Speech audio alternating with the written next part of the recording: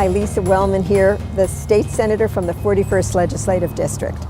The Senate is out of session now, and I'm working on the bills that I'm going to be preparing for next year.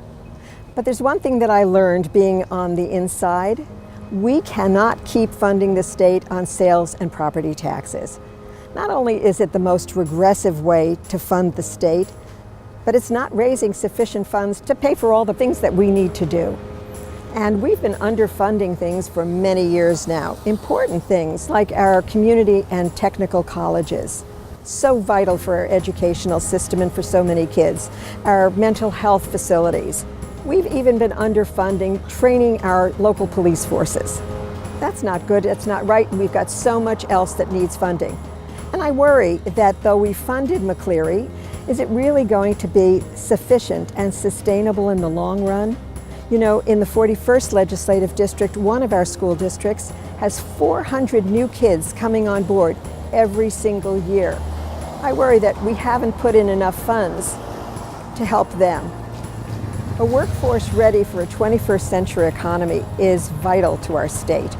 So we need to make sure that all of our schools have the resources necessary to prepare our children for the jobs of tomorrow. And so what to do? Not more taxes, that's not the answer. I'm picking up on work that has begun a number of years ago, and I'm working with colleagues, other legislators, to create a state bank.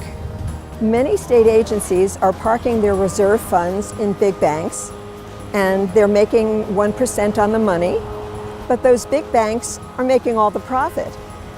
And sometimes there is a lot of profit. It doesn't make sense. Doesn't it make more sense to keep the money in Washington, working for Washington? We think so. A lot of people ask me, well, what is a state bank? How is it different from other big banks or even my community banks? It's a bank that is created by the legislature, but we can create it in such a way that the monies that are invested in the state bank, that the state bank is holding, can only work for the state of Washington and for the people of Washington. What could the state bank invest in? Well, we think public infrastructure is a really great idea. I sit on the Public Works Board for the state of Washington, and we've been investing in loans to small communities for their infrastructure since 1985 without a single default. The ports, the cities, the counties, they see the value of investing in our infrastructure too. Infrastructure is the foundation of economic development, and it's jobs. You can't bring a new plant into a community without making sure that you have adequate sewer and water capacity. And infrastructure means many things. It can mean broadband. We need broadband across our state so every kid in the state has access to a digital education, to have access in their home and in their school. That's not true today. We want to fix that. We're talking about electric cars. We need charging stations around the state. That's an infrastructure project that would help electrification of transportation. Mental health facilities. We really need more of them. They've been underfunded and they're a mess.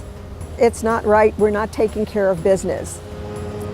Right now, the Association of Civil Engineers have identified $1.8 billion of infrastructure projects that we should or could be working on. And the Public Works Board probably can point to about 400 million of shovel-ready projects today that needs funding. So what am I doing? I'm going around the state talking to chambers of commerce, to electeds, to port commissioners. We're talking to community bankers and to the credit unions because they're such an important, vital part of our local community, helping support small and new business startups, small and medium businesses and the like. We want to work with them.